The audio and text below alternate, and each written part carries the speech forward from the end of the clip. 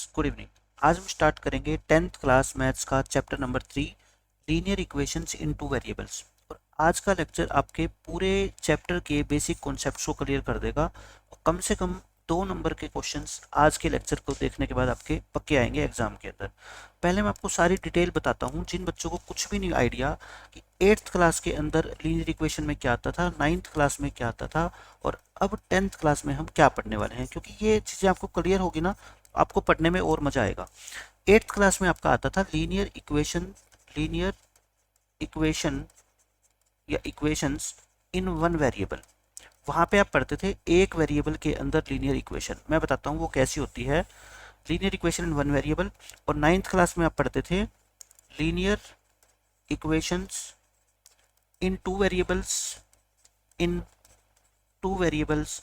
और 10th class में भी हम पढ़ने वाले हैं linear equations in to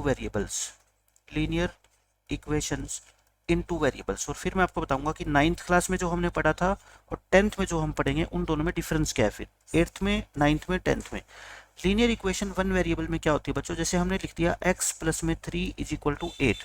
linear का मतलब होता है इस इक्वेशन के अंदर देखो वेरिएबल क्या है, x है, y भी हो सकता है, z भी हो सकता है, कुछ भी हो सकता है। इसकी पावर कितनी होगी, हाईएस्ट आपकी 1, 1 से ज्यादा पावर नहीं होगी। ये वेरिएबल कितना है, एक है। एक इक्वेशन के अंदर अगर एक ही वेरिएबल होता है तब हम उसको बोलते हैं क्या, linear equation in one variable. आपसे कहे कि यहाँ से x की वैल्यू बताओ तो आप आराम से बता सकते हो। आज 8 में से 3 माइनस कर दोगे, कितना आ जाएगा, 5। अगर मैं आपसे ये कहूँ कि इस इक्वेशन का सॉल्यूशन बताओ 2y प्लस में 8 इज इक्वल टू 18, तो आप कहोगे सर ये प्लस का 8 उतर आके माइनस हो जाएगा, 18 में से 8 गया 10, तो y कितना आएगा अपना 10/2 यानी कि 5। तो वेरिएबल तो y भी हो सकता है, x भी हो सकता है। इक्वेशन अगर एक है तो उसमें वेरिएबल कितना है, एक। इक्वेशन एक है तो उसमें वेरिएबल सिर्फ कितना है, एक, चाहे x हो चाहे y हो। ये पढ़ते थे हम 8th क्लास के अंदर। 9th क्लास में हमने पढ़ी थी लीनियर इक्वेशंस इन टू वेरिएबल्स, यानी कि एक ही इक्वेशन के अंदर वेरिएबल कितने आ जाएंगे बच्चों, 2 आ जाएंगे। जैसे 2x प्लस में 3y इज इक्वल टू 12। हमने क्या पढ़ी बच्चों, 2x प्लस में 3y इक्वल टू 12। एक हमने मान लो पढ़ी x plus y equal to 10। ये दोनों की दोनों इक्वेशन, ये फर्स्ट इक्वेशन, ये सेकंड इक्वेशन, ये दोनों क्या है आपकी, दो वेरिएबल के अंदर है। क्यों है ये, क्योंकि एक ही इक्वेशन में x भी यूज हुआ है, y भी, x भी यूज हो गया और y भी। इनको हम बोलते हैं लीनियर इक्वेशंस इन टू वेरिएबल्स। लेकिन 9th क्लास में हमने ऐसा कोई भी क्वेश्चन सोल्व नहीं किया था कि एक ही क्वेश्चन के अंदर हमारे को दो दो इक्वेशन गिवन हो। वहां पर एक क्वेश्चन में हम एक ही इक्वेशन को सोल्व करते थे। अभी मैं आपको सारा बताऊंगा कि कैसे सोल्व करते थे, फिर 10th में हम कैसे सोल्व करेंगे। 9th क्लास में हमारे को सिर्फ ये गिवन होता था कि x plus y equal to 5, ये एक इक्वेशन है, इसके 5 सॉल्यूशन निकालो या 4 सॉल्यूशन निकालो। Find its 4 solution, 3 solution, 2 solution, 5 solution. और फिर हमने ग्राफ बनाना सीखा था। ये सारी की सारी चीज़ें आज मैं आपको फिर से सिखाऊंगा कि सॉल्यूशन कैसे निकालते हैं, ग्राफ कैसे बनाते हैं। ठीक है, ये हो गया। अब मैं आपको बताता हूँ 10th क्लास में फिर नया क्या आएगा। लीनियर इक्वेशन होगी, यहाँ पे भी दो वेरिएबल के अंदर होगी, लेकिन यहाँ पे जो पेपर में क्वेश्चन आएगा ना बच्चों, वो आएगा पेयर ऑफ लीनियर इक्वेशन। इसका क्या मतलब होता है, पेयर ऑफ लीनियर इक्वेशन, यानी कि हमारे को दो लीनियर इक्वेशन एक साथ गिवन होगी। जैसे x plus y equal to 8 और मान लो 2x प्लस में 3y इक्वल टू 24। इसको बोलते हैं क्या बच्चों, पेयर। क्या बोलते हैं, पेयर। पेयर का मतलब क्या होता है, जोड़ा। पेयर बोल दो, इसको क्या बोलते हैं, पेयर बोल देंगे, या इसको सिस्टम बोल देंगे। क्या बोलेंगे, सिस्टम, एक ही बात है।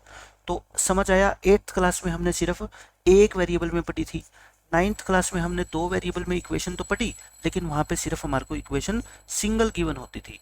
10th में हम इक्वेशन पढ़ेंगे दो वेरिएबल में, लेकिन एक ही क्वेश्चन के अंदर हमारे को इक्वेशन एक नहीं गिवन होगी, कितनी गिवन होगी, दो। और उन दोनों इक्वेशन के ग्रुप को क्या बोलते हैं, हम पेयर बोलते हैं। पेयर क्या होता है फिर बताओ, पेयर होता है the group of two linear equations. जो ये दो लीनियर इक्वेशन है ना, इन दोनों का ग्रुप, यानी कि इन दोनों को इकट्ठा लिख देंगे तो उसको बोलेंगे पेयर या फिर सिस्टम। मैं आपको आज सारी चीजें बताऊंगा डिटेल में कि इस पेयर को हम कैसे सोल्व करेंगे। पहले हम स्टार्ट करते हैं 9th क्लास वाली इक्वेशन से। पहले हम करते हैं, जैसे मान लो x plus y equal to 5 है। x प्लस वाई कितना है बच्चों? 5 है। इसका आपको निकालना है क्या? सॉल्यूशन। इसका क्या निकालना है बच्चों? सॉल्यूशन। सबसे पहले मैं आपको इसका मतलब बताता हूँ कि x plus y equal to 5 का मीनिंग क्या है, क्योंकि जब तक आपको मतलब समझ नहीं आएगा इक्वेशन का तो आप मैथ को समझोगे कैसे अच्छे से। मान लो आप दो दोस्त हो, एक का नाम है मान लो रोहित और एक का नाम है मोहित। ये दो दोस्त है।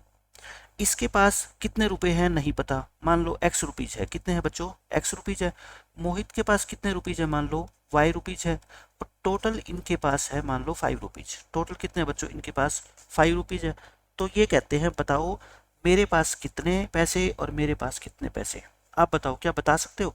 दोनों के पास टोटल 5 है तो दोनों के पास अलग अलग कितने हैं? आप कहोगे सर अच्छी बेवकूफ़ी वाली बात कर रहे हो, हम कैसे बताएंगे कि इसमें से इसके पास एक है या इसके पास 4 है? इसकी तो कई पॉसिबिलिटी है ना, कई पॉसिबिलिटी। क्या क्या पॉसिबिलिटी है बताओ? हो सकता है रोहित के पास कुछ भी ना हो और 500 के 500 रुपए किसके पास हो? मोहित के पास। तब भी ये ट्रू हो जाएगा, है ना। इसके पास 0 हो, इसके पास 5, दोनों को ऐड करेंगे तब 5 ही आएगा ना। हो सकता है इसके पास 1 रुपया हो, इसके पास 4 रुपए हो, तब भी 5 हो जाएंगे। हो सकता है इसके पास 2 रुपीज हो, इसके पास 3 हो, तब भी 5 हो जाएंगे। हो सकता है इसके पास 3 हो, इसके पास 2 हो, तब भी 5 हो जाएंगे। हो सकता है इसके पास 4 रुपए हो, इस पे 1 रुपया हो सकता है 500 के 500 इसके पास हो, इस पे 0 हो, तब भी कितने होंगे बच्चों? 5। हम रुपीज की बात कर रहे हैं तो नेगेटिव हो नहीं सकते, तो यानी कि ये सारी की सारी पॉसिबिलिटी है। क्या है बच्चों? ये सब पॉसिबिलिटी है और यही क्या कहलाते हैं? इस इक्वेशन के सॉल्यूशन कहलाते हैं। सॉल्यूशन का मतलब क्या हुआ? x की वैल्यू अगर हम इसमें 0 पुट कर दें, ये क्या है बच्चों? x है, ये x है। और ये वाली जो मैं लाइन बना रहा हूँ अभी दूसरी वाली, ये ग्रीन कलर के अंदर जो मैं बंद कर रहा हूँ, ये क्या है? आपकी y है। ये y की वैल्यू है और ये आपकी x की वैल्यू है। समझ गए? अब x की और y की वैल्यू आप क्या क्या पुट कर सकते हो मेरे को बताओ। आप कहोगे सर x को अगर मैं 0 रख दूंगा तो y को कितना लिखना पड़ेगा? 5।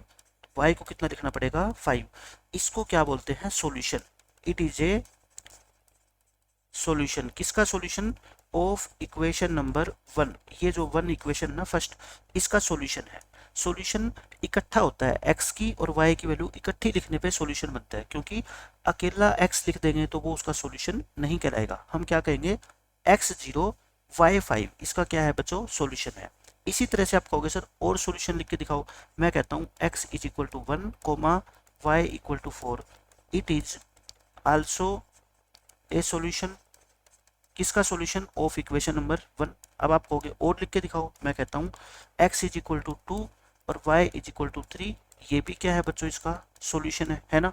और लिख के देखता हूँ मैं, x इज इक्वल टू 3, इसको एक एक बढ़ाते जाओ, इसको एक एक घटाते जाओ, और y इक्वल टू 2, ये भी क्या है बच्चों? इसका एक सॉल्यूशन है। और लिख देते हैं, कितने भी लिख लो, x इज इक्वल टू 4 और y इक्वल टू 1, ये भी क्या है बच्चों? इसका एक सॉल्यूशन है। x इज इक्वल टू 5 और y इक्वल टू मान लो कितना आपका? y इक्वल टू 0, ये भी क्या है? इसका एक सॉल्यूशन है। तो कितने सॉल्यूशन हो गए? अगर मैं आपसे पूछूं कितनी पॉसिबिलिटी है ऐसी, तो 1 2 3 4 5 और 6, टोटल कितने सॉल्यूशन हुए? Total 6 solutions are there. इस इक्वेशन के टोटल कितने सॉल्यूशन है? 6। लेकिन इस इक्वेशन के 6 सॉल्यूशन तभी पॉसिबल है जब मैंने आपको ये स्टेटमेंट बताई कि रोहित और मोहित दो बच्चे हैं, इनके पास कुल मिला के 5 रुपए हैं। बताओ क्या क्या पॉसिबिलिटी पॉसिबल है कि रोहित के पास कितने हैं और मोहित के पास कितने हैं। आप कहोगे एक तो सर ये पॉसिबिलिटी है कि रोहित के पास 1 भी रुपया नहीं है, सारे के सारे पैसे किसके पास है? मोहित के पास। और 5 ये है। टोटल कितनी पॉसिबिलिटी होगी? 6। इन 6 पॉसिबिलिटी को ही क्या बोलते हैं? 6 सॉल्यूशन बोलते हैं। लेकिन अगर मैं आपको ये कहूँ कि यहाँ पे रोहित मोहित का कोई फंडा नहीं है, x प्लस वाई की वैल्यू 5 है, ठीक है, where x and y are any real numbers. मैं कहता हूँ ये कोई भी रियल नंबर हो सकते हैं, यानी कि ऐसा कुछ भी नहीं है कि x की वैल्यू नेगेटिव नहीं हो सकती, y की वैल्यू नेगेटिव नहीं हो सकती, कुछ भी वैल्यू हो सकती है। दुनिया में जितने नंबर एग्जिस्ट करते हैं ना, इनकी वैल्यू कुछ भी हो सकती है। तो आप मेरे को बताओ इस एक इक्वेशन के कितने सॉल्यूशन होंगे? फिर बच्चा ये कहेगा सर इसके तो फिर इनफाइनाइट सॉल्यूशन हो जाएंगे। क्यों? क्योंकि हम x की वैल्यू को नेगेटिव भी ले सकते हैं। क्या ले सकते हैं बच्चों? नेगेटिव भी ले सकते हैं। मुझे बताओ, मैं यहाँ x लिखूंगा, यहाँ y लिखूंगा, दोनों की मेरे को वैल्यू बताते जाना, अभी आपको समझ आ जाएगा। और यहाँ पे फिर क्या लिखेंगे हम, x प्लस वाई, और वो कितना आना चाहिए आपका 5। अब आप मेरे को बताओ, अगर मैं x को 0 लिख दूँ, है ना, x को क्या लिख दूँ 0, इसको क्या लिख दो 5, दोनों का सम 5 आ जाएगा। फिर x को अगर 1 लिखूँ, देखो x को एक एक बढ़ाते जाओ, y को एक एक क्या करते जाओ, कम करते जाओ, तो सम कितना होएगा बताओ, 5 ही रहेगा ना। इसको एक बढ़ा दो, इसको एक कम कर दो, दोनों को ऐड करेंगे तो 5 ही आएगा। फिर से देखो, उसके बाद इसको 3, इसको 2 कर दो, 5, इसमें बढ़ाते जाओ 4 5 6 7 8 9 10, कहाँ पे खत्म होएगी, कभी खत्म होएगी नहीं, ठीक है। y में एक एक घटाते जाओ, 2 में से एक गया 1, है ना, 1 में से 1 माइनस करोगे 0, 0 में से 1 माइनस करोगे -1 -2 -3 -4, एक एक कम करना है अपने को, -5। अब बताओ कभी खत्म नहीं होंगे ना। तो इन दोनों का सम यानी कि 4 + 1 कितना होगा 5, इन दोनों का सम यानी कि 5 + 0 कितना होगा 5, इन दोनों का सम यानी कि 6 प्लस में -1, 6 -1 कितना होगा 5, ऐसे ही आप समझ गए। 7 - 2, ऐसे ही ये कितना होएगा आपका 8 - 3, ऐसे ही ये कितना हो जाएगा आपका 9 - 4, सब का सम कितना आएगा बच्चों, इनका 5 ही आएगा, और अपने को 5 ही चाहिए। तो यानी कि ये सारे के सारे क्या है, इसके सॉल्यूशन है। कौन कौन से सॉल्यूशन है बताओगे आप मेरे को, x = 0 और y = 5, है ना, एक सॉल्यूशन हो गया। दूसरा x = 1 y = 4, तीसरा x = 2, x की वैल्यू एक एक बढ़ाते जाओ, y की वैल्यू एक एक कम करते जाओ। जितने सॉल्यूशन आप बना सकते हो ना, इतने ही सॉल्यूशन होंगे इन इक्वेशन के। और आप कितने सॉल्यूशन बना सकते हो, इनफाइनेटली मैनी, कभी नंबर खत्म थोड़ी होंगे, इनफाइनेटली मैनी सॉल्यूशन। तो ये चीज हमने 9th में पढ़ी थी कि अगर इक्वेशन एक हो, कितनी इक्वेशन हो बच्चों, सिर्फ एक इक्वेशन हो, तो उसके कितने सॉल्यूशन होते हैं, इनफाइनेटली मैनी सॉल्यूशन होते हैं। मैं एक और एग्जांपल आपको देकर समझा देता हूँ, अच्छे से समझ आ जाएगा। जैसे मैं कहूँ 2x + y = मान लो आपका है 10, आप मेरे को ये बता दो कि इसमें कितने सॉल्यूशन पॉसिबल है। तुरंत आप बोल देना। अगर मैं पूछूं नंबर ऑफ सॉल्यूशन, क्या पूछ रहा हूँ मैं, नंबर ऑफ सॉल्यूशंस, तो आप बोल देना इनफाइनाइट। क्यों, क्योंकि जितनी वैल्यू आप x की अलग अलग पुट करोगे ना, उतनी ही वैल्यू y की आती जाएगी, है ना। x की वैल्यू आप अपनी मर्जी से मान लो 0 पुट करते हो तो कुछ y की वैल्यू आएगी, x की वैल्यू 1 पुट करोगे तो y की वैल्यू आएगी, x की वैल्यू 2 पुट करोगे तो y की वैल्यू आएगी। फ्रैक्शन में पुट कर लो, x की वैल्यू 5/2 पुट करोगे तो y की वैल्यू आएगी। मतलब कि जितनी x की वैल्यू आप पुट करते जाओगे, उतनी ही y की वैल्यू आती जाएगी, और वही तो क्या बनेंगे, सॉल्यूशन बनेंगे। अब निकाल के दिखाऊं मैं आपको। देखो यहाँ से आप क्या किया करो, पिछले क्वेश्चन में तो सिंपल था कि दो नंबर का सम कितना था आपका 10 था, या कितना था मान लो 5 था, कितना भी था। लेकिन यहाँ पे ऐसा नहीं है, ठीक है। इसमें आप क्या करो, दोनों में से एक वेरिएबल की वैल्यू निकाल लो, चाहे x की चाहे y की। बताना 2x + y = 10, तो यहाँ से y कितना होगा, ये +2x उधर आके क्या हो जाएगा -2x, ये आगे इसको कर दो बॉक्स के अंदर बंद। किस में बंद कर दो बच्चों, बॉक्स में। अब यहाँ पे आप पुट करते जाओ किसकी वैल्यू, x की वैल्यू, जो आपका मन करे वो वैल्यू पुट करनी है। पुट करो x की वैल्यू को 0, x को अगर 0 पुट करोगे तो बताना इस फर्स्ट इक्वेशन में y कितना आएगा, 10 - 2 × x, x कितना है 0, 10 में से 0 गया 10, y कितना आ गया 10 आ गया।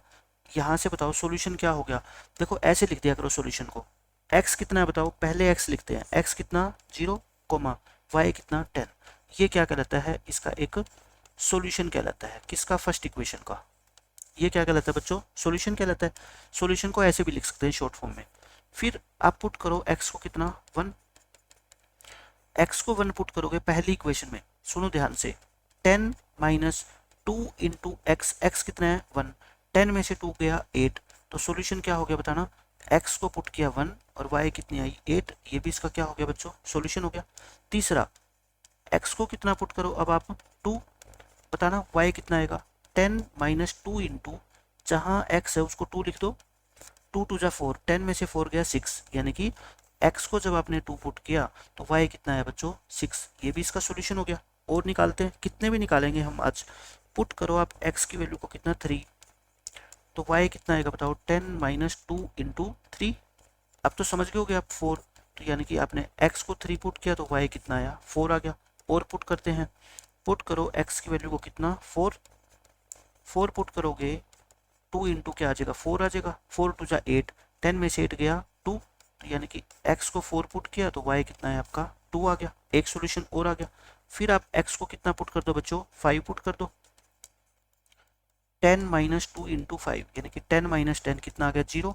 x को जब आपने 5 पुट किया तो बच्चों y कितना है आपका 0। ये भी सॉल्यूशन हो गया। और पुट करते हैं, पुट कर दो आप x को कितना 6, y कितना आ गया 10 माइनस 2 इंटू 6 यानी 10 माइनस 12, 10 में से 12 माइनस करोगे -2, x को 6 पुट किया y कितना आ गया -2। आप समझ गए कितने सॉल्यूशन आपको मैं निकाल के दिखा सकता हूँ, इनफाइनाइट।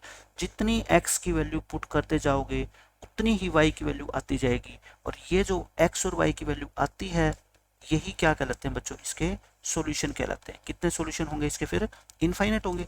पहले हमेशा x लिखते हैं, ध्यान से सुन लो मेरी बात, पहले हमेशा x लिखेंगे फिर क्या लिखेंगे y। अगर इसको तुम 10 0 लिख दोगे ना तो ये क्या माना जाएगा, गलत माना जाएगा, क्योंकि ये जनरल अंडरस्टैंडिंग होती है कि पहले x लिखते हैं और फिर क्या लिखते हैं y। ये मैथमेटिक्स की कुछ मान्यताएं होती है जो पूरे विश्व के अंदर जितने भी मैथमेटिशियन हैं उन्होंने एक्सेप्ट किया है। पहले जो पॉइंट होता है उसमें पहले x कोऑर्डिनेट होता है और फिर क्या होता है y कोऑर्डिनेट। ये चीज़ आप भी जो ना 7th क्लास से 8th क्लास से पढ़ते आ रहे होंगे। ये हो गया।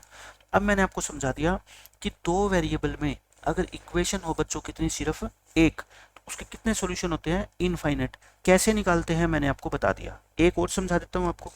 जैसे मैंने इक्वेशन लिख दी 3x plus 4y equal to 12, और मैं आपसे पूछता हूँ कि इसके मेरे को है ना कोई भी दो सॉल्यूशन बता दो।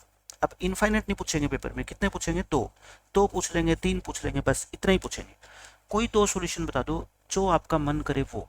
बच्चा कहेगा सर मेरा मन तो करता है कि एक बार x को मैं ना 0 पुट कर लेता हूँ। ठीक है, यहाँ पे पुट कर लो आप x को क्या 0। पहली इक्वेशन हम दे दो, x को 0 पुट कर दो फर्स्ट इक्वेशन में, तो बताओ क्या आ गया 3 into 0 plus 4 into y, y तो वाई है, 3 इंटू 0 क्या होता है 3 सॉरी 0, तो क्या बच गया 4y, 4y इक्वल टू 12, तो y कितना आ गया 12/4 यानी कि 3। इसका मतलब ये हुआ जब आपने x को 0 पुट किया तो y कितना है बताओ 3 इज ए सॉल्यूशन। ये क्या आ गया बताओ, सॉल्यूशन आ गया। अब एक और सॉल्यूशन निकालना है अपने को। अब बताओ क्या पुट करूं, x को अपनी मर्जी से मैं कहता हूं कुछ भी पुट कर दो। ठीक है, कुछ भी का मतलब जो आपका मन करे। x को क्या पुट कर दो 1 पुट करो, किसमें, इन इक्वेशन नंबर 1। इस इक्वेशन में जहां जहां आपको x नजर आ रहा है ना उसको 1 लिख दो। 3 इंटू एक्स यानी कि 3 into 1 plus 4y equal to 12। अब ये तो 8th क्लास का क्वेश्चन बन गया। ये प्लस का 3 इधर आके माइनस हो जाएगा यानी कि 9, तो y कितना आ गया बताओ 9 डिवाइड बाई 4, y क्या आ गया। सो x को कितना पुट किया आपने 1, y कितना आया 9/4। ये क्या आ गया बच्चों, इसका एक सॉल्यूशन आ गया। आपको कितने सॉल्यूशन निकालने थे, दो सॉल्यूशन निकाल लोगे बहुत आसानी से। ठीक है, ये मत करना कि ये 9/4 नहीं आ सकता, आपका कोई भी रियल नंबर आ सकता है, चाहे वो फ्रैक्शन में हो चाहे डेसिमल में हो, उससे कोई फर्क नहीं पड़ता। लेकिन जब हम ग्राफ बनाएंगे तो कोशिश करेंगे कि ये फ्रैक्शनल वैल्यू ना आए। अब इसका मैं दूसरा सॉल्यूशन देखो, ये तो बिल्कुल आसान है 0-3। दूसरा सॉल्यूशन मैं आपको निकाल के दिखाता हूँ एक और, कि वो फ्रैक्शन में ना आए। तो देखो नेक्स्ट पेज पे दोबारा लिखता हूँ मैं। ये इक्वेशन क्या थी 3x plus 4y equal to 12। जरूरी नहीं है कि आपको x को ही पुट करना है, आप y को भी पुट कर सकते हो, कुछ भी जो आपका मन करे। ठीक है, मैं कहता हूँ पहली बार मैंने x को पुट किया था ना 0, तो y कितना आया था बताओ 3 आया था। सॉल्यूशन बना था अपना कितना 0,3। अब की बार मेरा मन कर रहा है कि मैं y को 0 पुट कर देता हूँ। क्या पुट कर देता हूँ बच्चों, y को 0। किसी एक वेरिएबल को आप 0 पुट कर सकते हो, आपका जो मन करे। y को 0 पुट करना, ये 0 हो जाएगा, तो यहाँ से x कितना आ जाएगा बताओ 12/3 यानी कि 4। सॉल्यूशन में मैंने क्या कहा था, पहले x लिखेंगे, x कितना है 4, y कितना है बताओ 0। ये भी क्या हो गया बच्चों, सॉल्यूशन हो गया फर्स्ट इक्वेशन का। तो दो सॉल्यूशन आ गए, एक तो पिछले पेज पे निकाला था 0,3 और एक इस पेज पे निकाला कितना 4,0। Are its 2 solution. लेकिन एक बात का जवाब दो, क्या यही दो सॉल्यूशन पॉसिबल है इस इक्वेशन के? आप कहोगे नहीं सर, इस इक्वेशन के तो इनफाइनाइट सॉल्यूशन पॉसिबल है। दो क्यों निकाले, क्योंकि अपने से पूछे कितने गए हैं 2, और पेपर के अंदर काम भी कितने आएंगे आपके 10th क्लास में, सिर्फ 2 से ज़्यादा आपको जरूरत नहीं है। और वे दो सॉल्यूशन मैं आपको बिल्कुल आसानी से निकालना सिखा दूंगा हर क्वेश्चन के अंदर। ठीक है, ये ऐसे निकालते हैं। अब देखो, अब कॉन्सेप्ट नंबर 1 पढ़ेंगे, solutions of a linear equation in two variable. ये चीज़ मैंने सिखा दी। x प्लस वाई एक मैंने इक्वेशन ले ली, x को 0 पुट करेंगे y 10 आएगा, तो सॉल्यूशन कितना बनेगा बताओ, पहले x फिर कितना y, 0,10 आ गया। इसी तरह से मैंने काफ़ी चीज़ें निकाल के आपको दिखा रखी है, आप देख लेना, बिल्कुल सेम वही चीज़ है। ये हो गया। अब मैं कहता हूँ जो मैंने ये सॉल्यूशन निकाले हैं ना, कि x की वैल्यू को पुट करके y की वैल्यू, इसको मैं टेबल के रूप में भी लिख सकता हूँ।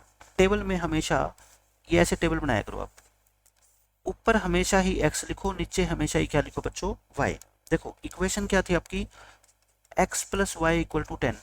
मैंने x को यहाँ पे 1 पुट किया होगा, तो 1 में क्या ऐड किया होगा मैंने कि 10 आया, 9 है ना। अगर x को 2 पुट करोगे तो y 8 आएगा, x को 3 पुट करोगे तो y 7 आएगा, x को 4 करोगे तो y 6 आएगा। मतलब कि जैसे जैसे x की वैल्यू एक एक बढ़ेगी, y को तो एक एक कम होना पड़ेगा ना, क्यों, क्योंकि दोनों का सम तो फिक्स है 10।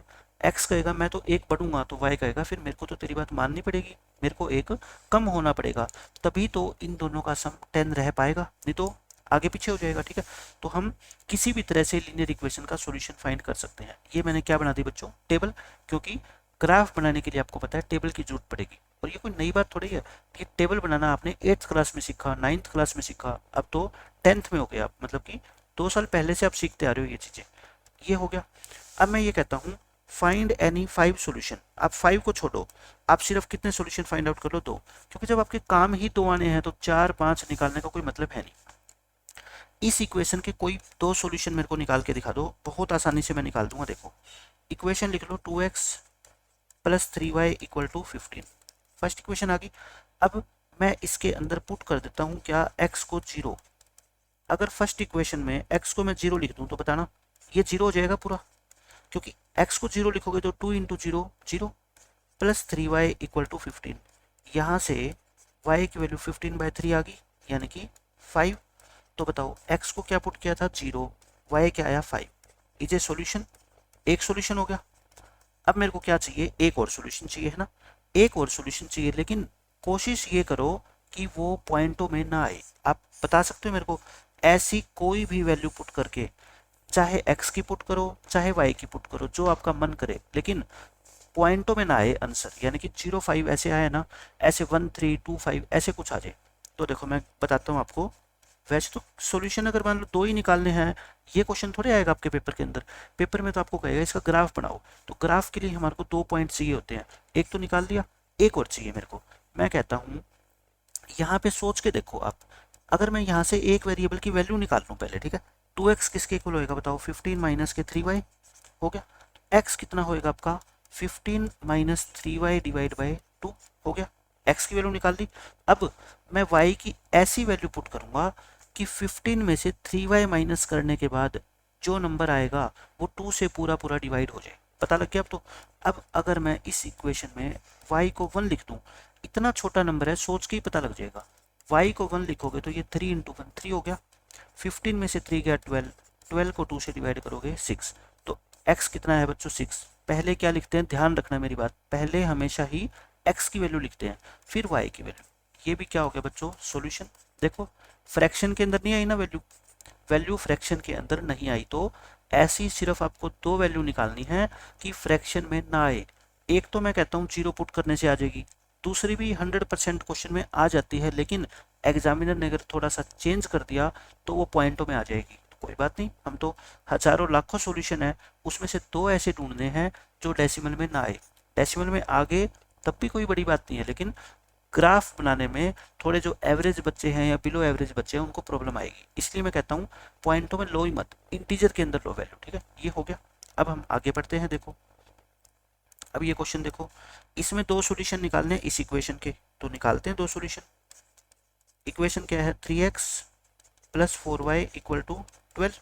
फर्स्ट इक्वेशन, पहली बार मैं क्या करूँगा, पुट कर लो। आप पहले ना अपने मन में सोच लिया करो कि x को 0 पुट करने के बाद देखो ये टर्म खत्म हो जाएगी, है ना, तो ये 4y इक्वल टू 12 बच जाएगा, तो y की वैल्यू कितनी आ जाएगी, 3 आ जाएगी ना। मतलब कि आप सोच सकते हो कि डेसिमल में नहीं आएगी। x को 0 पुट करोगे तो y कितना आ गया बताओ, 3 आ गया। तो सॉल्यूशन कितना आ गया फिर, x 0 और y कितना 3, ये सॉल्यूशन आ गया एक। ये क्या आ गया बच्चों, एक सॉल्यूशन आ गया। अब बताओ x को क्या पुट करें, अब x को क्या पुट करें मैं नहीं सोच पा रहा, ठीक है। मैं y को 0 पुट कर दूं, अगर y को 0 पुट करोगे देखो ये खत्म हो जाएगी, तो क्या आ गया फिर 3x प्लस ये 0 हो जाएगी। तो यहाँ से x की वैल्यू तो मेरे को दिख रहा है कितनी आ गई 4। और मैंने क्या कहा था, जब भी सॉल्यूशन लिखोगे पहले किसकी वैल्यू लिखोगे, x की फिर y की, है ना। ये भी क्या है बच्चों, इसका एक सॉल्यूशन है। ये दो सॉल्यूशन निकालने थे, निकल गए।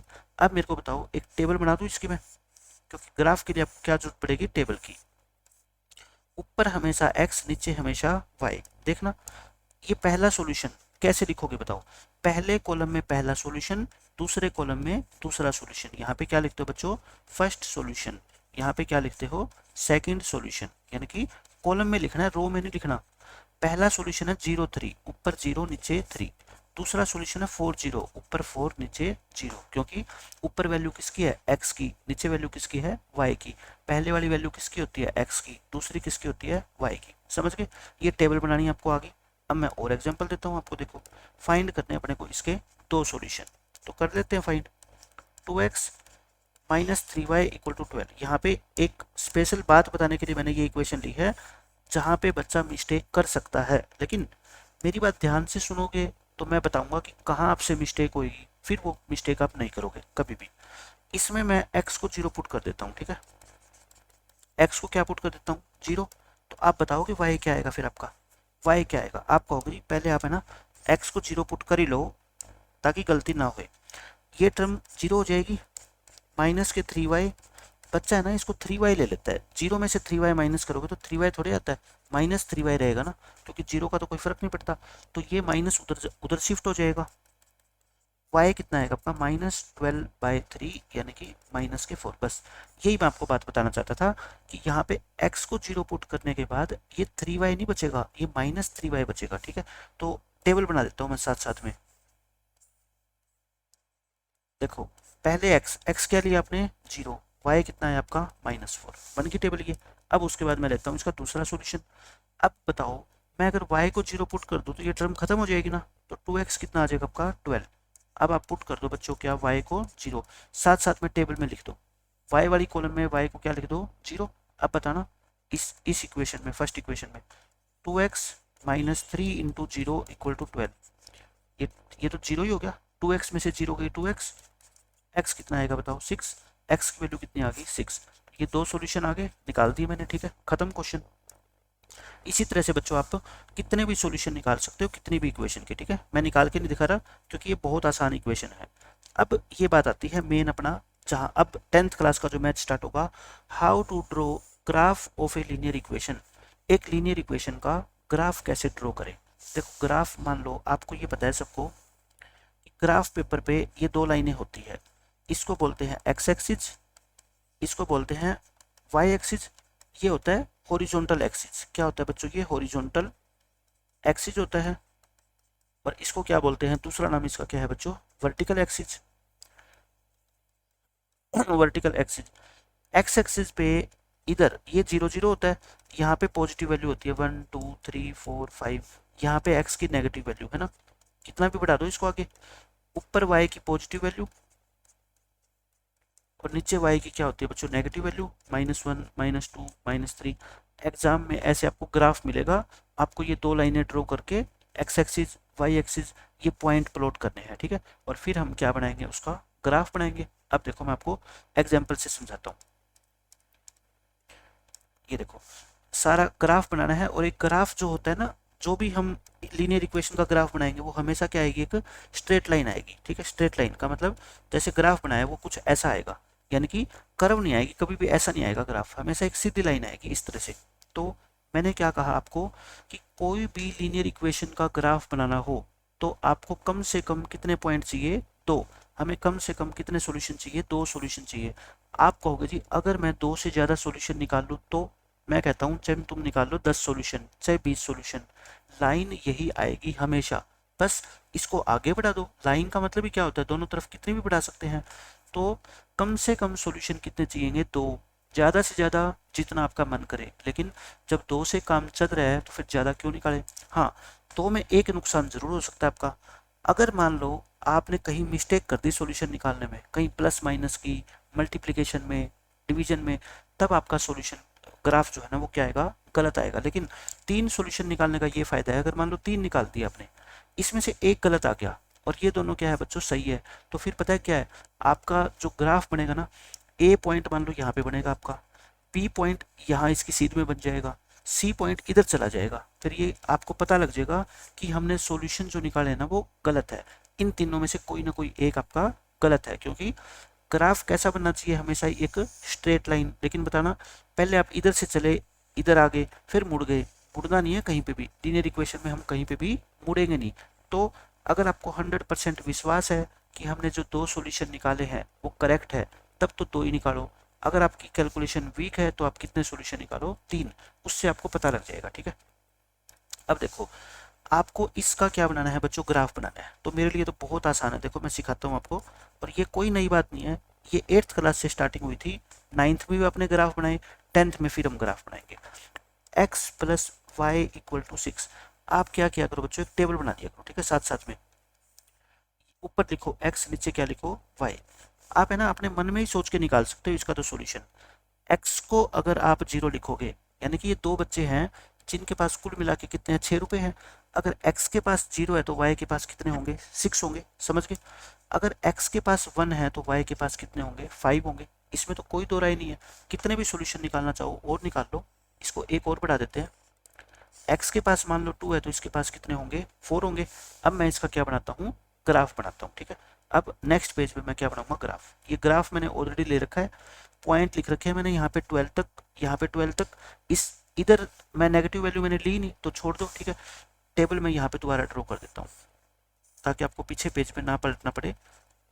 x 0 था तो y कितना था आपका बच्चों, देखो x प्लस वाई 6 था ना, तो ये 0 तो ये 6, ये 1 तो ये 5, ये 2 तो ये 4, कितने भी बना सकते हैं। ठीक है, पहले आपको है ना ग्राफ के ऊपर पॉइंट प्लॉट करने आने चाहिए।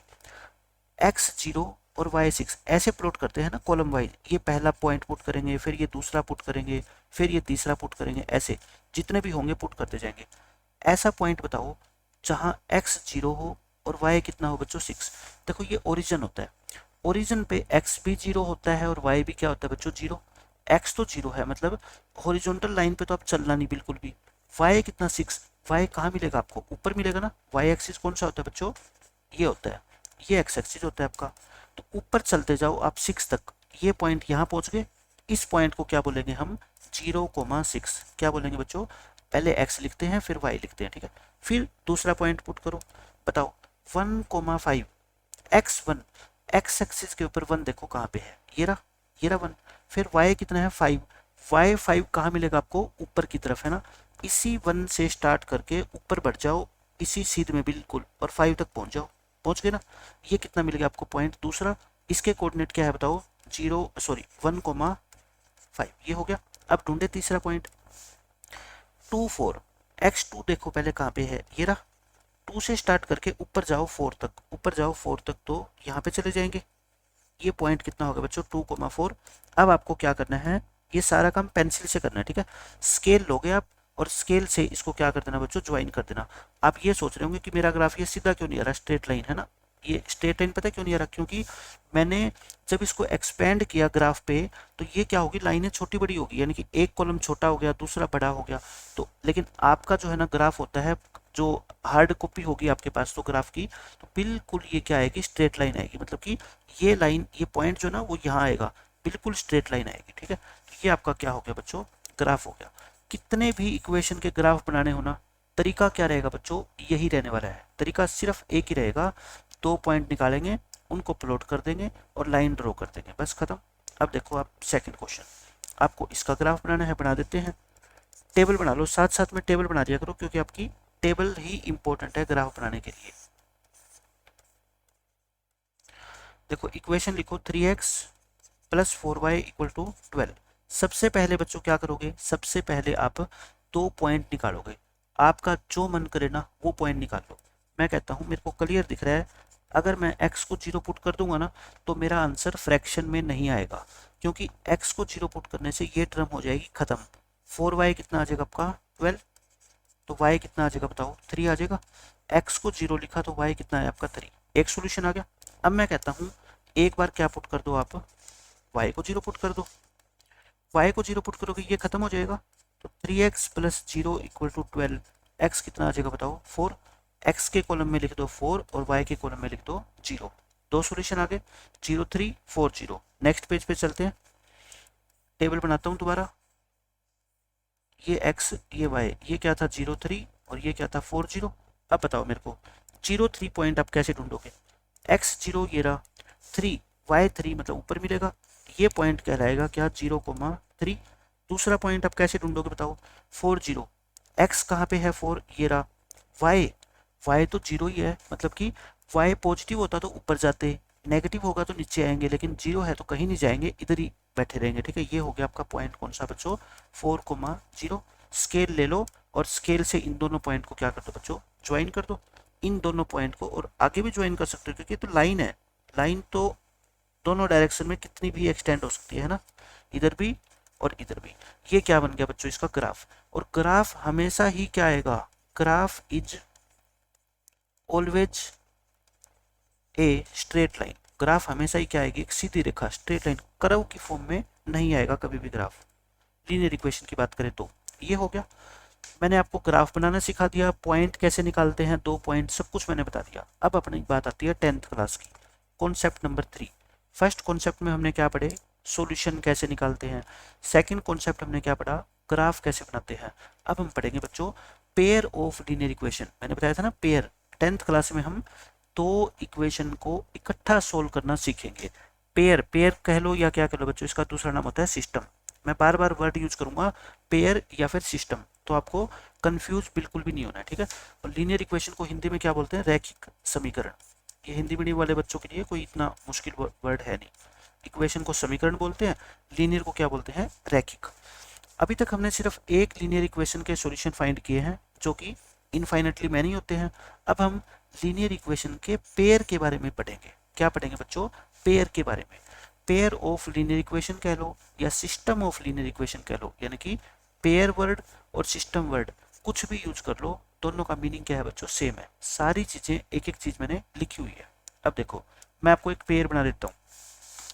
अब तक हमने जितने भी क्वेश्चन सोल्व करेंगे उनमें लीनियर इक्वेशन का पेयर गिवन होगा, यानी कि अपने को दो इक्वेशन गिवन होगी, हमें दोनों इक्वेशन को ध्यान में रखते हुए उस पेयर का एक सॉल्यूशन फाइंड आउट करना है। कहने का मतलब x plus y equal to मान लो है 4 और 2x plus 3y equal to है 12। मैं कह दूं ये एक पेयर गिवन है, इस पूरे को हम क्या नाम देंगे, यानी कि पेयर नंबर 1, सिस्टम नंबर 1। आप मेरे को इसके सॉल्यूशन निकाल के दिखाओ। सॉल्यूशन का मतलब एक बच्चा कहेगा sir x plus y equal to 4 है तो x को 0 लिख दो और y को 4 लिख दो, ये लो सॉल्यूशन हो गया। लेकिन इसका सॉल्यूशन का मतलब पता है क्या होगा, ये इसका अगर सॉल्यूशन है ना फर्स्ट इक्वेशन का, इसका पहली इक्वेशन का, तो ये दूसरी इक्वेशन का भी सॉल्यूशन होना चाहिए। यानी कि इस इक्वेशन में अगर मैं क्या पुट करूं बच्चों, अगर मैं x को 0 पुट करूं और y को कितना पुट करूं 4, तो इसको भी सेटिस्फाई करना चाहिए। ये तो बाय चांस मैंने ऐसी इक्वेशन ले रखी है कि सेटिस्फाई कर गया ये, ठीक है, तो ये इसका पूरे सिस्टम का क्या कहलाएगा बच्चों, सॉल्यूशन। क्यों, ये पहली इक्वेशन को भी सेटिस्फाई कर रहा है और दूसरी को भी कर रहा है। लेकिन ध्यान से सुनना मेरी बात, मैं कहता हूँ अब पहली इक्वेशन में x को अगर 1 लिख दूं मैं तो y कितना होगा 3 होगा, क्योंकि 1 प्लस 3 कितना होता है 4। ये पहली को तो सेटिस्फाई कर रहा है, लेकिन क्या दूसरी को सेटिस्फाई करेगा, देखना पुट करके, ये है ना, इसमें x की जगह कितना पुट कर दो बच्चों 1 और y की जगह कितना पुट करो 3 इक्वल टू 12, ये कितना आ गया 2, 2 प्लस 9 कितना होता है 11, 11 इज इक्वल टू 12, ये तो फॉल्स आ गया, ये तो सेटिस्फाई नहीं कर रहा। इसका मतलब 1,3 जो है ना ये वाला सॉल्यूशन, ये is not a solution of system 1। जो ये पूरा सिस्टम है ना, यानी कि दोनों का जो पेयर का ग्रुप है ये इसका सॉल्यूशन नहीं है। देखो आप मतलब समझ गए, ये जो 1,3 है ना, ये पहली वाली इक्वेशन का तो सॉल्यूशन है लेकिन दूसरी का नहीं है। इसका मतलब ये इस पूरे सिस्टम का सॉल्यूशन नहीं कहलाएगा। पूरे सिस्टम का सॉल्यूशन कब बनेगा, जब एक सॉल्यूशन पहली इक्वेशन का भी हो और वही सॉल्यूशन दूसरी का भी हो, तब हम उसको बोल सकते हैं कि ये पूरे पेयर का एक क्या है बच्चों, सॉल्यूशन है। ये कैसे निकालते हैं उसका मेथड मैं आपको सिखाऊंगा, इसके काफी मेथड होते हैं, पूरा चैप्टर इसी के ऊपर बेस्ड है कि सर निकालेंगे कैसे, हमें कैसे पता लगेगा, ये तो आपने तुक्का लगा दिया कि 0 4 इसको भी सेटिस्फाई कर रहा है इसको भी, लेकिन हम थोड़े सोच पाएंगे कि 0 4 होगा 4 0 होगा। मैं वो सब कुछ आपको सिखाऊंगा, ठीक है। लेकिन अभी सिर्फ मैं आपको क्या बता रहा हूँ, मतलब बता रहा हूँ कि सॉल्यूशन कब होगा, जब पहली इक्वेशन को भी सेटिस्फाई करे 0 4 और दूसरी को भी करे, तब ये कहलाएगा कि ये पूरे सिस्टम का क्या है, एक सॉल्यूशन है, ठीक है। ये हो गया। ये जैसे मैंने एग्जांपल दिया आपको, this is called a pair या सिस्टम ऑफ लीनियर इक्वेशन। इसका मान लो एक सॉल्यूशन है, मैंने अपने तरीके से तुक्का लगा के या पहले मैंने सोल्व किया हुआ है तब मैंने लिखा हुआ है ये, ठीक है। लेकिन आप कैसे निकालोगे, आप इस चीज़ की चिंता मत करो, वो सब कुछ आपको मैं सिखाऊंगा। ये तो मैं आपको सिर्फ बता रहा हूँ कि y की वैल्यू 0 और x की वैल्यू 6 अगर मैं इन दोनों इक्वेशन में पुट करूंगा ना तो ये ट्रू होगी। करके देखें, देखो x plus 3y equal to 6 है और 2x minus 3y equal to कितना है बच्चों, 12 है। इसमें आप पुट करना, x की जगह कितना पुट करो बच्चों, 6, ये वाली चीज़, और y की जगह कितना पुट करो, 0। देखो x की जगह 6, y की जगह 0, ये ट्रू आ गया क्या, 6 इज इक्वल टू 6 तो होता ही है, सही है ये तो। दूसरी इक्वेशन में पुट करना, x की जगह 6 पुट करो और y की जगह 0 पुट करो, 6 2 12, 12 माइनस 0 12, 12 इक्वल टू 12, ये भी ट्रू आ गया। मैंने क्या कहा था, अगर ये सॉल्यूशन दोनों इक्वेशन में पुट करें और दोनों का आंसर ट्रू आए तो हम क्या कहेंगे, x पहले x लिखते हैं, x 6 है और y कितना है 0, is a solution of pair 1। ये इस फर्स्ट पेयर का, इस पूरे ग्रुप का क्या कहलाएगा बच्चों, सॉल्यूशन कहलाएगा, ठीक है। फिर मेरी बात ध्यान से सुनना, अभी आपको नहीं पता कि ये सॉल्यूशन कैसे निकाला मैंने, ठीक है। मैं सिखा दूंगा आपको चैप्टर खत्म होते होते, क्योंकि पूरा चैप्टर बेस्ड ही इसके ऊपर ही है कि सॉल्यूशन फाइंड आउट कैसे करते हैं। अभी मैं सिर्फ आपको मतलब समझा रहा हूँ कि सॉल्यूशन का मीनिंग क्या है। सॉल्यूशन का मीनिंग है कि x की वैल्यू 6 और y की वैल्यू 0 पुट करने पे पहली इक्वेशन भी ट्रू होनी चाहिए और दूसरी भी ट्रू होनी चाहिए, तब जाके हम इसको क्या कहेंगे, पूरे सिस्टम का सॉल्यूशन कहेंगे। क्योंकि ऑब्जेक्टिव क्वेश्चन में ऐसा क्वेश्चन आएगा, 4 ऑप्शन दे देंगे आपको ABCD और आपसे पूछेगा बताओ इन चारों में से 6,0, ये 0,6, ये 6, -6,0 और ये 0,-6 कौन सा इस पेयर का सॉल्यूशन है। तो फिर आपको पुट कर करके दिखाऊंगा मैं कि कैसे ये सिर्फ ये सेटिस्फाई करेगा, बाकी कोई भी सेटिस्फाई नहीं करेंगे दोनों इक्वेशन को एक साथ, ठीक है। हो गया ये क्वेश्चन खत्म आपका। ये मैंने बना के दिखा दी दिया कि 6,0 क्या होगा बच्चों इसका सॉल्यूशन। क्यों, क्योंकि x की वैल्यू 6 थी और y की वैल्यू 0। आप ये चीज जरूर देख लेना, पहले x लिखना है फिर कोमा लगा के फिर क्या लिखना है बच्चों, y। और ये कोई नई बात नहीं है, 8th क्लास से आपको सिखाते आ रहे हैं, पहले हमेशा x कोऑर्डिनेट लिखा जाता है फिर क्या लिखा जाता है, y। तो ध्यान रखो इस चीज का। फिर ये बात आई गई। अच्छा अब मैं आपको बताता हूँ कि जैसे मैं ये पेयर था आपका, है ना, इसका सॉल्यूशन क्या है अपना, एक 6,0 आया, पिछले पेज पे मैंने आपको बताया प्रूव करके। अब एक बच्चा क्वेश्चन पूछेगा, सर जैसे एक इक्वेशन होती थी x plus y equal to 5, इसके आपने सॉल्यूशन बताए थे कितने, इनफाइनाइट सॉल्यूशन बताए थे, मैंने बताए थे इनफाइनाइटली मैनी सॉल्यूशन, मतलब कि कोई गिनती नहीं है, जितनी x की वैल्यू पुट करते जाओगे उतनी ही y की अलग अलग वैल्यू आती जाएगी। इनफाइनाइट सॉल्यूशन है। क्या इस सिस्टम के भी जैसे 6,0 इसका सॉल्यूशन है, क्या इसका एक ही सॉल्यूशन होगा या फिर ये कई और सॉल्यूशन भी हो सकते हैं जैसे इनके होते थे। अब मैं इसका आपको जवाब देता हूँ। इसके सॉल्यूशन है ना 3 तरह के हो सकते हैं। एक तो एक सॉल्यूशन, एक ओनली वन, इसको बोलते हैं यूनिक सॉल्यूशन। क्या बोलते हैं, यूनिक सॉल्यूशन, यानी कि जो बच्चा सॉल्यूशन निकालेगा ना, हर बच्चा सिर्फ एक ही आंसर देगा, क्या, 6,0 6,0। पूरी क्लास में मान लो 70 स्टूडेंट है और मैंने कहा कि बच्चों इन दोनों इक्वेशन को सोल्व करके मेरे को सॉल्यूशन निकाल के दिखाओ, और 70 के 70 बच्चे मान लो टॉपर बच्चे हैं, इंटेलिजेंट बच्चे हैं, सबका आंसर पता है क्या आएगा, 6,0। क्या आएगा सबका आंसर, 6,0। क्यों, क्योंकि मैंने इक्वेशन ही उनको ऐसी दी है कि जिनका सॉल्यूशन सिर्फ और सिर्फ एक होगा, ठीक है। दूसरी कंडीशन हो सकती है इनका नो सॉल्यूशन, नो सॉल्यूशन, कोई सॉल्यूशन होगा ही नहीं, सॉल्यूशन ही नहीं होगा। मैं बताऊंगा सारी कुछ कि कब ऐसा होगा कि सॉल्यूशन मिलेगा ही नहीं आपको कोई भी। तीसरी कंडीशन हो सकती है इनफाइनेटली मैनी सॉल्यूशन। क्या हो सकती है, इनफाइनेटली मैनी सॉल्यूशन, यानी कि एक क्लास में 70 बच्चे हैं हो सकता है 70 के 70 बच्चों का आंसर क्या आ जाए बच्चों, अलग अलग। क्यों? सॉल्यूशन कितने पॉसिबल है, इनफाइनाइट पॉसिबल है। तो ए बच्चा अलग आंसर निकालेगा, बी अलग निकालेगा, सी अलग निकालेगा, A1 अलग निकालेगा, A2 अलग निकालेगा, सब क्या निकाल देंगे मान लो अलग अलग। लेकिन इसका मतलब ये नहीं है कि वो गलत है, क्योंकि ऐसा भी पॉसिबल होता है कि इस पेयर के सॉल्यूशन कितने हो सकते हैं, इनफाइनाइट। बताओ मेरे को दोबारा से क्या क्या पॉसिबिलिटी है। एक तो हो सकता है कि सिर्फ एक सॉल्यूशन पॉसिबल हो, यानी कि सभी बच्चे सिर्फ एक ही आंसर देंगे, क्या 6,0। एक हो सकता है कोई सॉल्यूशन ही ना हो, सारे बच्चे एक ही स्वर में बोलेंगे कि सर नो सॉल्यूशन, इसका कोई भी सॉल्यूशन नहीं है, आपने इक्वेशन गलत दे दी। मैं कहूँगा नहीं, मैंने इक्वेशन गलत नहीं दी, बल्कि मैथमेटिक्स में ऐसा पॉसिबल है कि एक पेयर का कोई सॉल्यूशन ही ना हो, तो मैंने सही कहा है और तुम भी सही हो, मैं भी सही हूँ। फिर 70 के 70 बच्चों ने अलग अलग जवाब दिया, अलग अलग आंसर आया उनका। एक कहता है सर 7,0, एक कहता है सर 5,3, एक कहता है सर -3,2। मैं कहता हूँ सब के सब ठीक हो। क्यों? क्योंकि इनफाइनाइट मैनी सॉल्यूशन पॉसिबल है। हाँ, ये मेरे को चेक करना पड़ेगा कि 7,0 सॉल्यूशन है कि नहीं। मेरे को उन बच्चों पे पूरा विश्वास है, क्योंकि वो इतने इंटेलिजेंट है कि वो गलती कर ही नहीं सकते। और मुझे पहले ही पता था कि मैंने ऐसी इक्वेशन बनाई है जिनके सॉल्यूशन कैसे हैं, इनफाइनाइट। तो मैं तुरंत कह दूंगा कि आप सबका आंसर क्या है बच्चों, ठीक है, किसी का भी आंसर गलत नहीं है। तो आप समझ गए कितने तरह के सॉल्यूशन पॉसिबल है, 3। एक तो एक सॉल्यूशन, एक कोई सॉल्यूशन हो ही ना, और एक इनफाइनाइट सॉल्यूशन। अब एक बच्चे के दिमाग में एक चीज ये आएगी, देखो अब मैं पहले आपको ये वही चीज क्लियर कर देता हूँ पहले। अब एक बच्चा मान लो सोचता है सर क्या ऐसा हो सकता है क्या कि इस पेयर के सिर्फ 2 सॉल्यूशन हो, इस पेयर के सिर्फ कितने सॉल्यूशन हो, 2। मैं कहता हूँ नहीं, या तो सॉल्यूशन होगा एक, अगर एक से ज्यादा हुआ ना, अगर एक से ज्यादा हुआ तो फिर वो इनफाइनाइट ही होंगे। समझ गए मेरी बात? या तो सॉल्यूशन होगा सिर्फ कितना, एक, अगर एक से ज्यादा हो गया तो फिर वो इनफाइनाइट होंगे, कभी खत्म होंगे ही नहीं। और या फिर कोई सॉल्यूशन होगा ही नहीं। देखो होगा नहीं सॉल्यूशन तब तो बात ही खत्म।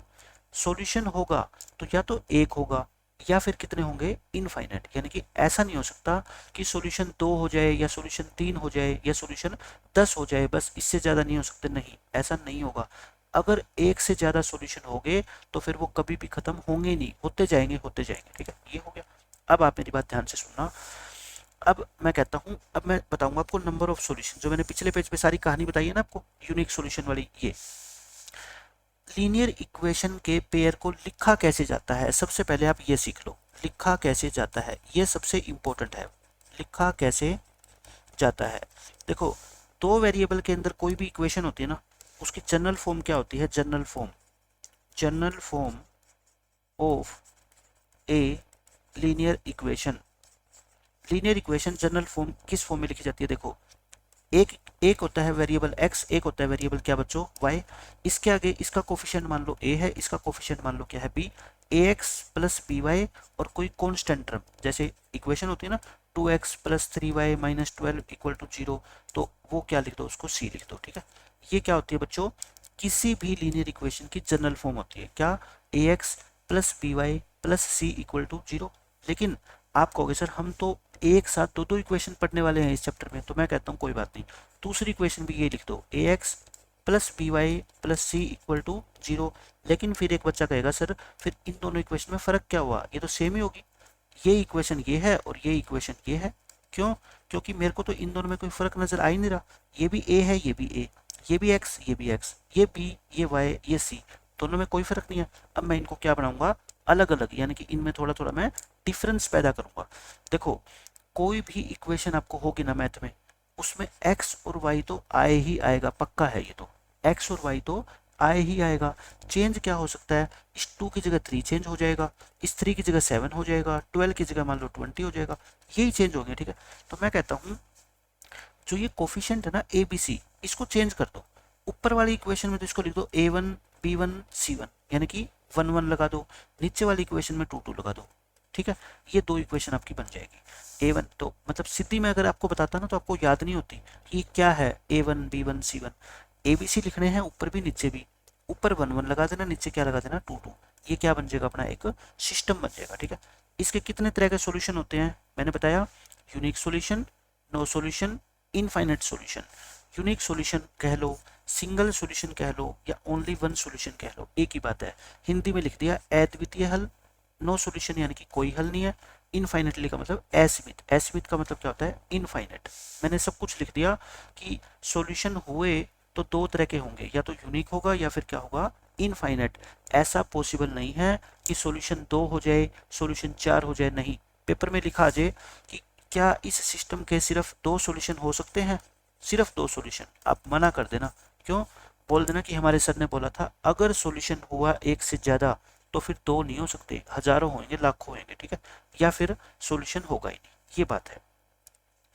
अब ये मैंने सारी चीज़ें जो है ना ये लिखी है कि किसी पेयर के सिर्फ 2 सॉल्यूशन हो जाए या 15 सॉल्यूशन हो जाए, ऐसा पॉसिबल नहीं है।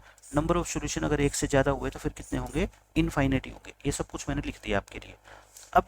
अब ये बात आती है कि अब मैंने ये तो सब कुछ बता दिया कि सॉल्यूशन या तो एक होगा या इनफाइनेट होंगे या कोई होगा ही नहीं। अब बच्चा पूछेगा सर फिर हमें तो ये तो सिखाओ कि हमें पता कैसे लगेगा कि सॉल्यूशन एक होंगे, नो सॉल्यूशन होगा या इनफाइनेट सॉल्यूशन होगा। तो क्या दिखाऊंगा मैं, how to check the number of solution. Number of solution कितने तरह के होते हैं, बार बार लिख रहा हूं मैं, यूनिक यानी कि एक सिंगल, फिर नो सॉल्यूशन हो सकता है, और फिर कैसे हो सकते हैं बच्चों, इनफाइनेट। अब मैं आपको तरीका बताऊंगा कि चेक कैसे करें कि सॉल्यूशन कितने होंगे, बस ये लास्ट टॉपिक है, आप ये मान लो।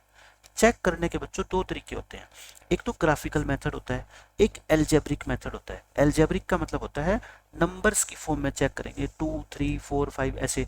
ग्राफिकल मेथड होता है ग्राफ को देख के चेक करेंगे कि इस पेयर के कितने सॉल्यूशन है।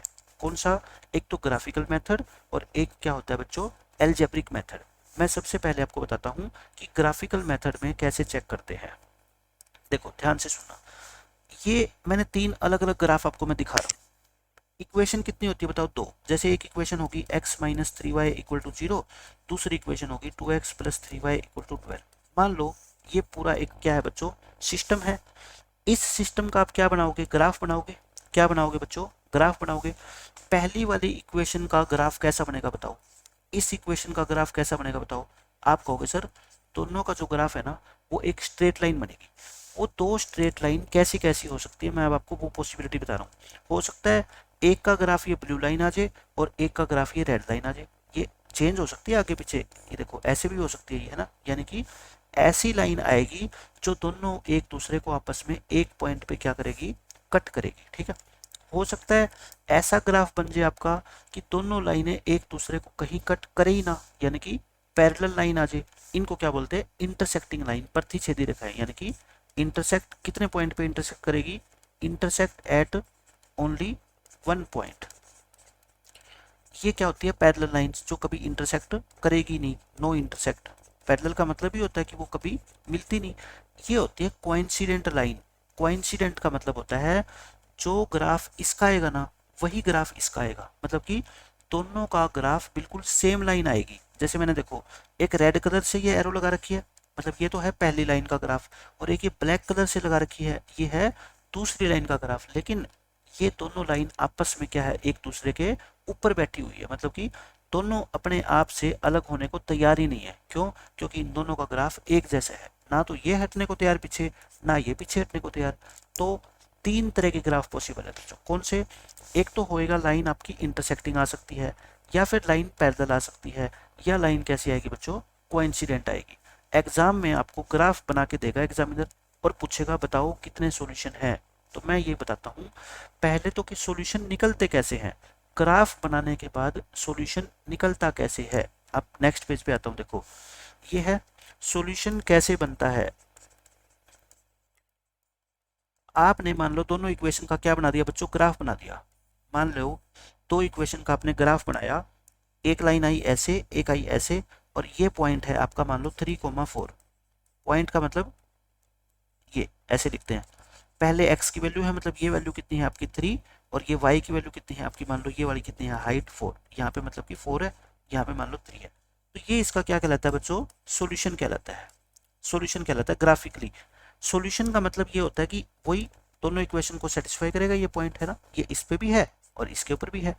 तो ये दोनों लाइनें आपस में जिस पॉइंट पे इंटरसेक्ट करेगी वही उसका क्या कहलाएगा बच्चों, सॉल्यूशन कहलाएगा। सॉल्यूशन कैसे बनता है, दो लाइंस जिस पॉइंट पर, जिस पॉइंट पर, ये बातें बस ध्यान से सुन लेना, उसके बाद ये टॉपिक आपका खत्म हो जाएगा। इंटरसेक्ट करेंगी वही उस सिस्टम का, उस सिस्टम का क्या होगा बच्चों, सॉल्यूशन होगा, है ना। अगर इस पॉइंट पे इंटरसेक्ट कर रही है तो ये सॉल्यूशन हो जाएगा, हो सकता है इस पॉइंट पे कर दे तो ये सॉल्यूशन हो जाएगा। जिस पॉइंट पे इंटरसेक्ट करेगी ना वही पॉइंट क्या हो जाएगा बच्चों, सॉल्यूशन हो जाएगा।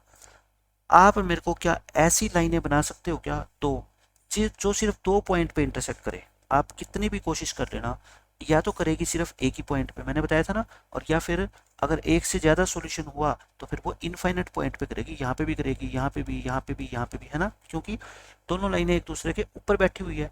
एक लाइन के ऊपर कितने पॉइंट होते हैं, हजारों लाखों पॉइंट होते हैं ना, ये सारे पॉइंट ही तो है। आगे बढ़ाओगे तो और बना लेना। तो जब दोनों लाइनें एक दूसरे के ऊपर है तो दोनों लाइनों के कॉमन पॉइंट कितने हैं, हजारों लाखों, यानी कि इनफाइनाइट है।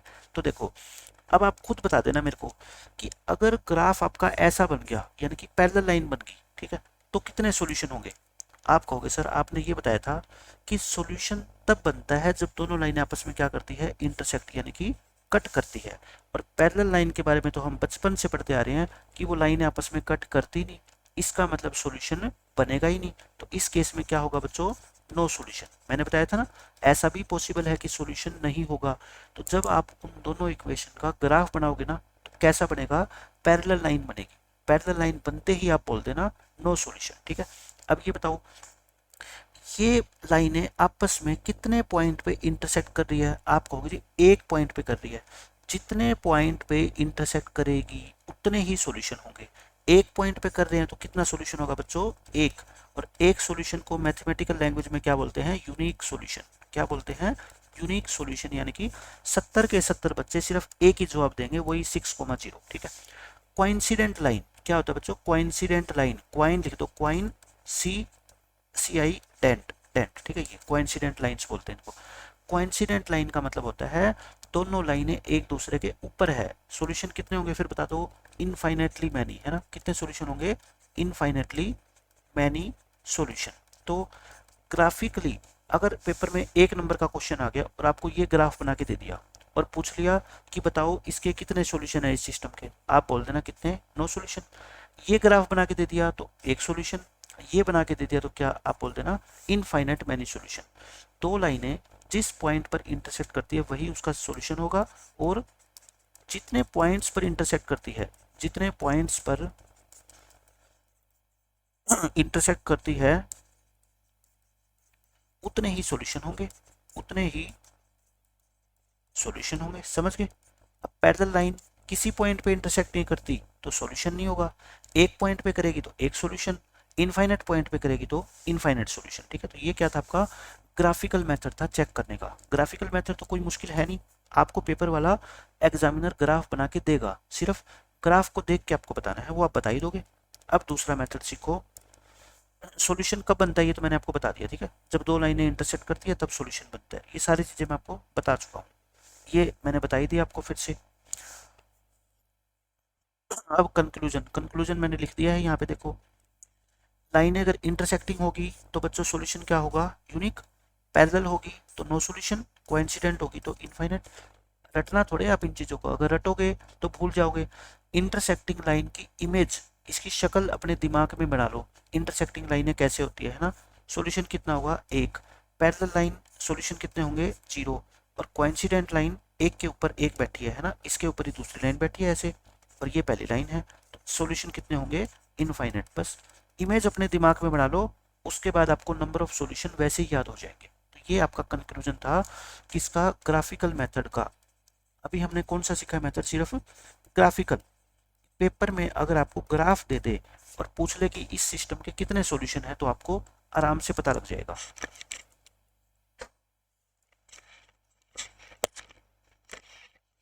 लेकिन बच्चों ये भी पॉसिबल है कि मान लो एग्जामिनर इतनी मेहनत नहीं करना चाहता, वो आपको ग्राफ बना के नहीं देगा, वो सिर्फ आपको क्या दे देगा, दो इक्वेशन दे देगा। क्या देगा बच्चों, दो इक्वेशन देगा और पूछेगा बताओ अब कितने सॉल्यूशन। एक बच्चे का दिमाग बहुत तेज है, वो कहेगा सर हमें दोनों इक्वेशन का ग्राफ बनाना आता है, हम क्या बना लेंगे, दोनों इक्वेशन का ग्राफ, और ग्राफ बनते ही हम देख लेंगे कि ग्राफ ऐसा बन रहा है, ऐसा बन रहा है या ऐसा बन रहा है, और बता देंगे। मैं कहता हूँ बात तो तुम्हारी ठीक है, लेकिन अगर क्वेश्चन आया सिर्फ एक नंबर का और तुमने ग्राफ बनाए और वो भी दो दो इक्वेशन के, तो कितना टाइम लग जाएगा सोच सकते हो ना, कम से कम 4 या 5 मिनट लग जाएंगे। तो फिर ऐसा थोड़े करेंगे कि एक नंबर के लिए 5 मिनट अपने वेस्ट करें एग्जाम में, तो उसका कोई ना कोई तरीका तो होगा। जैसे एक छोटे बच्चे को अगर मैं बता दूं कि ये लो बेटा ये ग्राफ है, बताओ इसके कितने सॉल्यूशन, बच्चा कहेगा अभी तो मैंने मैथ पहली दूसरी क्लास का पढ़ा है, मेरे को इन चीज़ों की समझ ही नहीं है ना। लेकिन अब आपको समझ होगी कि ग्राफ को जैसे ही आप देखोगे नंबर ऑफ सॉल्यूशन बता दोगे। ऐसे ही एक छोटा बच्चा 8th क्लास का बच्चा या 9th क्लास का बच्चा, अगर मैं उससे ये पूछूंगा ना कि बताओ इन दोनों इक्वेशन का जो ये सिस्टम बन रहा है ना, ये वाला सिस्टम जिसको मैंने वन नाम दे दिया, इसके बताओ कितने सॉल्यूशन, हाउ मैनी सॉल्यूशन। वो कहेगा सर अभी तो मैं 9th में हूँ, 10th में पहुंचा नहीं हूँ, मेरे को नहीं पता। हाँ, ग्राफ अगर मेरे को बनाना आ गया, मैं ग्राफ अगर बना दूंगा ना, तब तो मैं बता दूंगा। लेकिन मैं कहता हूँ नहीं, आपके पास टाइम है सिर्फ कितना, 1 मिनट का या 30 सेकंड का टाइम है, तुरंत बताओ, तो कहेगा नहीं। लेकिन 10th वाला बच्चा, अब मैं आपको वो मेथड सिखाऊंगा, 10th का बच्चा 30 सेकंड अगर उसको मिल गए ना, वो बता देगा कि इसके कितने सॉल्यूशन है। यानी कि बिना ग्राफ बनाए भी एक मेथड है जिससे आप बता पाओगे कि कितने सॉल्यूशन है। उस मेथड को क्या बोलते हैं, एल्जेब्रिक मेथड। क्या बोलते हैं बच्चों, एल्जेब्रिक मेथड बोलते हैं। ये तो ग्राफिकल मेथड था, अब मैं आपको सिखाऊंगा एल्जेब्रिक मेथड। ये कंक्लूजन मैंने कर दिया, अब एल्जेब्रिक मेथड करेंगे, ठीक है। मैंने क्या बताई थी, दोनों इक्वेशन को आप इस फॉर्म में लिख सकते हैं। कौन सी फॉर्म में, देखो दोबारा लिखता हूँ मैं। पहले जनरल फॉर्म लिख लो, क्या लिखते हैं general form, a x plus b y plus c equal to 0। दूसरी इक्वेशन भी ऐसे ही लिख लो, सेम टू सेम लिख ली दोनों इक्वेशन। अब पहली इक्वेशन में क्या कर दो बच्चों, a1 b1 c1, दूसरी में a2 b2 c2। कर दोगे इतना काम, तो कोई मुश्किल है नहीं, ठीक है, ये कर देना आप। फिर आपको क्या करना है, देखो जो x वाली टर्म है ना, x वाली, उनमें इन दोनों टर्म का रेशियो निकाल लो, यानी कि a1 बाई a2 निकाल लो, निकाल लोगे। ऐसे ही y के जो कोफिशिएंट है ना, b1 b2, इनका क्या निकाल लो बच्चों, रेशियो।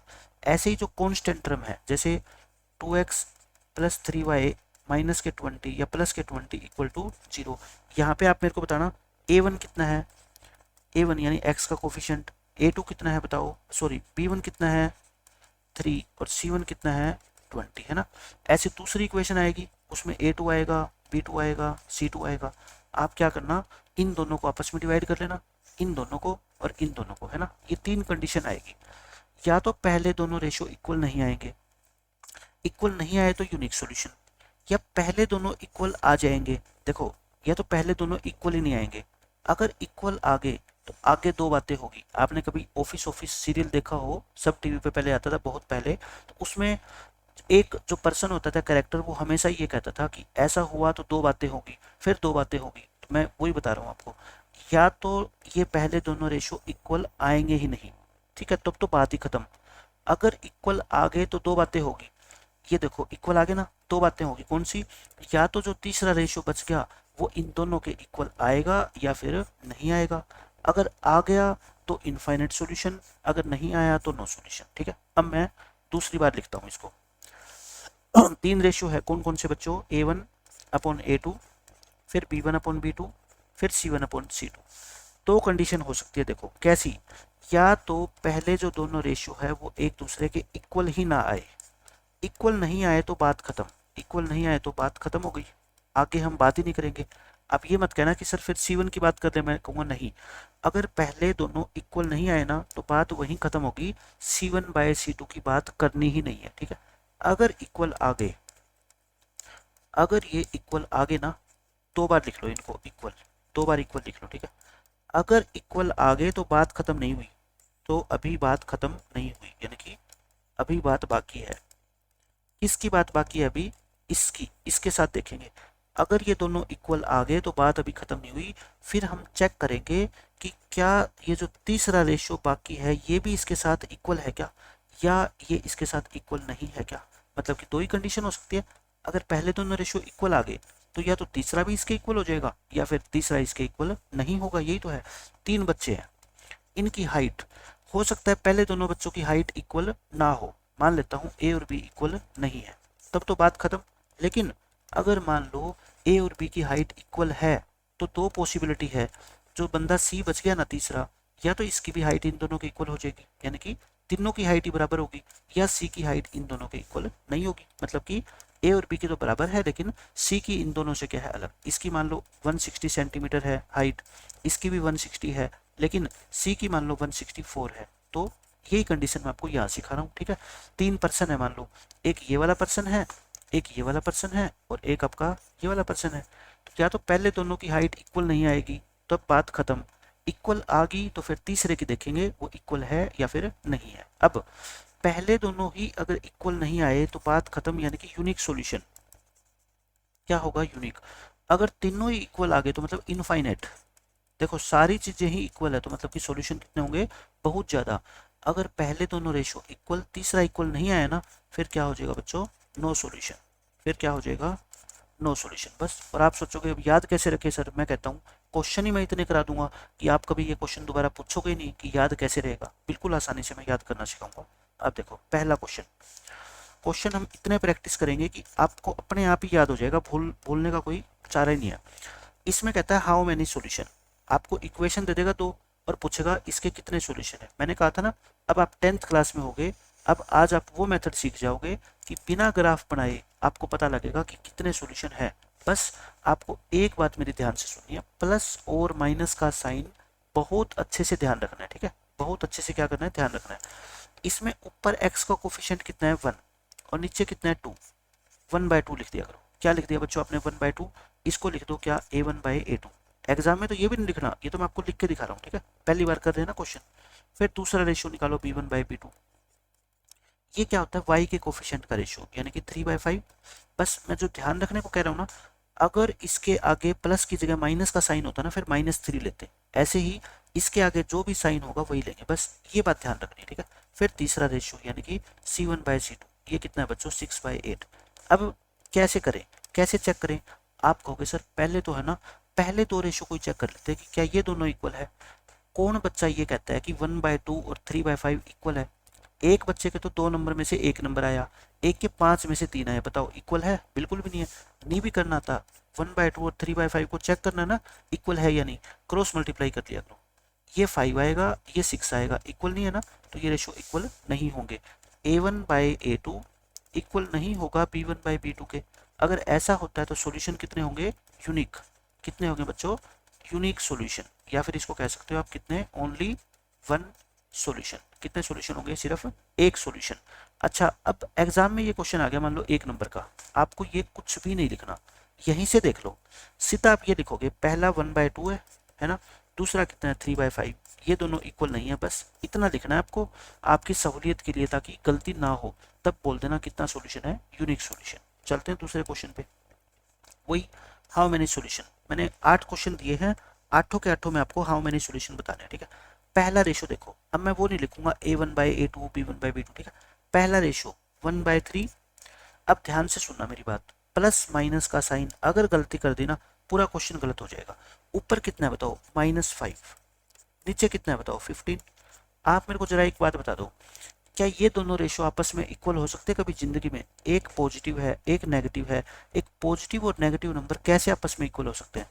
एक मान लो 1/2 आ गया, दूसरा -1/2 आ गया, कभी इक्वल हो सकते हैं बताओ, 2 और -2 कभी इक्वल थोड़े हो सकते हैं। तो पॉजिटिव और नेगेटिव कैसे आपस में इक्वल हो जाएंगे, तो ये तो शुरू में ही दिख रहा है मेरे को, ये तो क्या है बच्चों, नॉट इक्वल है। लेकिन मैं बताऊं बच्चा कहाँ गलती करता, बच्चा इस माइनस के साइन को भूल जाता, वो कहता जी ये भी 1/3 है और ये 5/15 है, यानी कि ये भी 1/3 है, ये भी उसको कितना मान लेता 1/3, और तीसरा कितना है 10/20 यानी कि 1/2।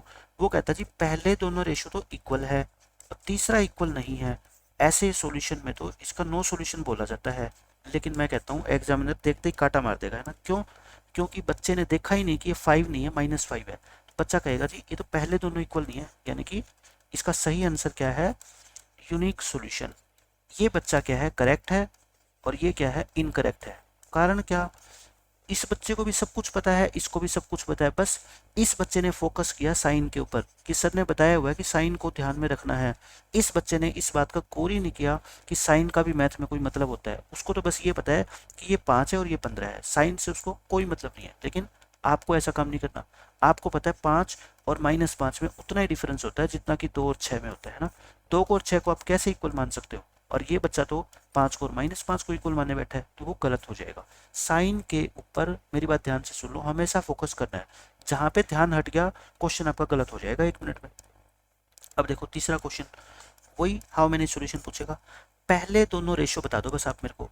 ऊपर कोफिशिएंट कितना -1, नीचे कितना 1, ऊपर कितना 5 प्लस का 5 है ना, नीचे कितना माइनस का 5। तीसरा, ऊपर कितना 18 है, नीचे कितना 20। आप देखो पहले दोनों रेशियो इक्वल है, क्योंकि ये 5 से 5 कट जाएगा, ये भी -1 है, ये भी -1 है, लेकिन ये -1 नहीं है ना, ये तो 9/10 है, 9/10, और ये 1/1 है। पहले दोनों इक्वल है, तीसरा इक्वल नहीं है, कौन सा केस है बताओ, ये नो सॉल्यूशन का है ना।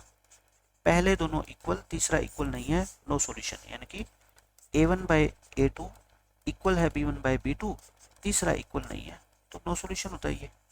चौथा क्वेश्चन देखो, ऐसे ये क्वेश्चन है, देखो पहला रेशियो बताओ आप मेरे को 1/3, दूसरा रेशियो देखो प्लस का 9 और प्लस का 27। जब आप क्वेश्चन सोल्व करो ना, खुद से बोला करो कि प्लस का 9, फिर आपको आदत पड़ जाएगी कि साइन को साथ में गिन रहे हो आप, है ना। प्लस का 27 लिखो मत जाए, और ये कितना 18/72।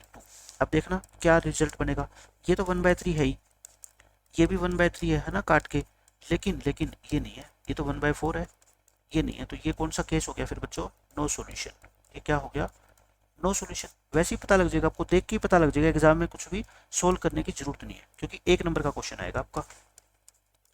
फिर वही देखो, पहले रेशियो कितना 1/2, दूसरा कितना 1/2, 1/2 क्यों, पहले 18/16 लिखते हैं, ठीक है। तीसरा कितना 12/24।